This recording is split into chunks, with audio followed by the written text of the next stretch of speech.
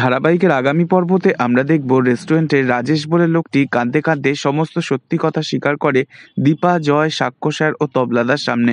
লোকটি বলে, আমার মেয়ের হার্টের অপারেশনের জন্য অনেক টাকার প্রয়োজন ছিল, সেই কারণেই আমি বাধ্য হয়েছি এই কাজটা করতে, আমায় ক্ষমা করে দিন। তখন দীপা বলে, তুমি চিন্তা করো না, তোমার মেয়ের হার্টের অপারেশন হবে, আর সেই অপারেশন করবে এই শহরের সবচেয়ে বড় কার্ডিওলজিস্ট ডক্টর সূর্য সেনগুপ্ত।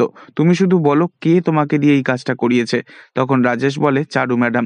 চারুর নামটা শুনে চমকে ওঠে সকলে। এরপর দীপা তবলাদাকে বলে, দাদা, এই ব্যাপারে তুমি ডাক্তারবাবুকে অন্তত কিছু জানতে দিও না। তবুও তবলাদা শোনে না কোনো কথা। সূর্যের কাছে গিয়ে সমস্ত সত্যি কথা স্বীকার করে আর বলে, আমার বোনটার পরিণতি দেখেছেন? আমি তো মেনে নেব না। আজ ওই একটা মেয়ের জন্য দীপার জীবনে কত বড় ক্ষতি হয়ে গেল।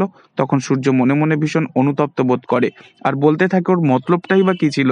কেন এরকম ভাবে ও দীপার ক্ষতিটা করলো? ছি, আমি ওকে কখনো ক্ষমা করব না। অন্যদিকে দেখা যায় দীপা বিগ বক রেস্টুরেন্টে আর দাঁড়িয়ে না থেকে অলিদের বাড়িতে আসে, আর সেখানেই চারুর সাথে মুখোমুখি হতেই চারুকে কষিয়ে থাপ্পড় মারে দীপা। আর ঠিক তখনই অলি এসে দেখে দীপা চারুর সাথে দুর্ব্যবহার করছে। তখন চারু মনে মনে ভাবে, এই যা, এসজি আবার অলিকে সবকিছু বলে দেবে না তো?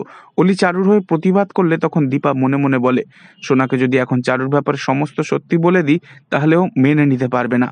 এই বলেই দীপা সেখান থেকে চুপ হয়ে যায় আর চলে যায়।